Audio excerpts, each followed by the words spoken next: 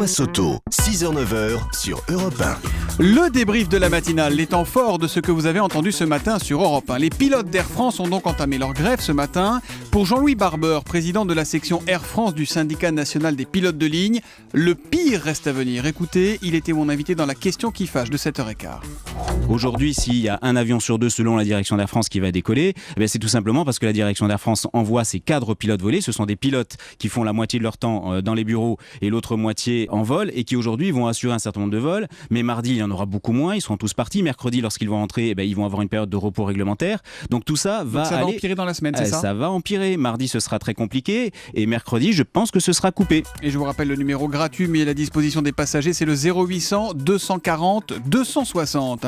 Plus de 11 000 élèves n'ont toujours pas de collège ou de lycée 2 semaines après la rentrée. À 7h45, Audrey Hakoun était mon invité pour l'interview Vérité d'Europe 1. Sa fille, Anna, attend toujours pour faire sa rentrée scolaire. Ma fille, au départ, a été un peu contente de gagner quelques petits jours de vacances en plus. Et là, elle commence à trouver vraiment le temps long. Elle s'inquiète, elle est angoissée. Elle se dit, je vais jamais pouvoir rattraper le travail. Plus les copains arrivaient dans un nouvel endroit 1 mois après. Enfin, c'est ubuesque. Ça fait quoi de ces journées ? Rien. Et puis, elle m'a dit une phrase qui m'a choquée. Maman, tu te rends compte que si toi, tu fais pas des démarches, personne ne va se rendre compte que je ne suis pas à l'école et que ça pourrait durer longtemps. Et il y a quand même des messages qui finissent par passer puisque l'Académie de Versailles vient de nous contacter à la rédaction d'Europe 1 et ça y est, Anna peut faire son cartable et se présenter dès ce matin dans le collège de son secteur. On espère évidemment que ce sera aussi rapide pour les autres élèves puisqu'il reste environ 11 000 autres collégiens ou lycéens dans son cas. Et puis parmi les messages qu'on a reçus, celui de cette femme qui nous écrit « Beaucoup d'enfants handicapés n'ont pas cette année encore d'auxiliaire de vie scolaire pour les aider à réussir.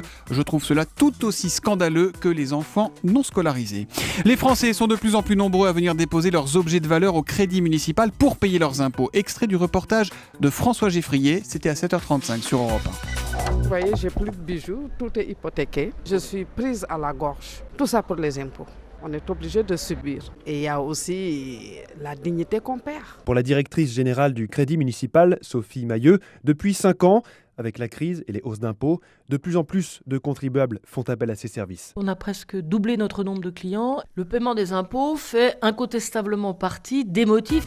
Voilà, et je vous rappelle que le 3e tiers, pour ceux qui payent leurs impôts par tiers, c'est avant ce soir minuit. Un projet de loi destiné à freiner les départs des candidats djihadistes va être débattu à l'Assemblée à partir d'aujourd'hui. C'est un sujet qui vous fait également énormément réagir au 39-21. Et on a précisément un appel de Manuel. Manuel, vous êtes à Strasbourg. Bonjour. Oui, bonjour Thomas. Alors, quelle est votre question, Manuel ? On vous écoute. Oui, j'ai cru comprendre que l'Assemblée allait discuter sur des projets de loi pour gêner les Français qui voulaient partir faire le djihad vers la Syrie. Et ma question est la suivante.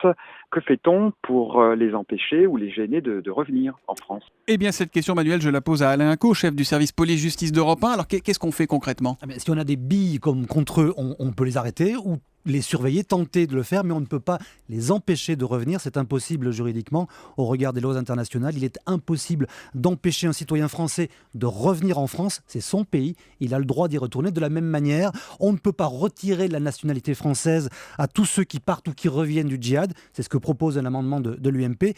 Mais on ne peut pas créer des apatrides pour enlever la nationalité française à quelqu'un. Il faut qu'il ait une autre nationalité, la double nationalité. Explication d'Alain Inco. Et si, comme Manuel, vous voulez nous poser une question après la matinale dans ce débrief, vous nous appelez au 3921. Vous pouvez également réagir sur Twitter avec le hashtag 1matin ou sur europe1.fr.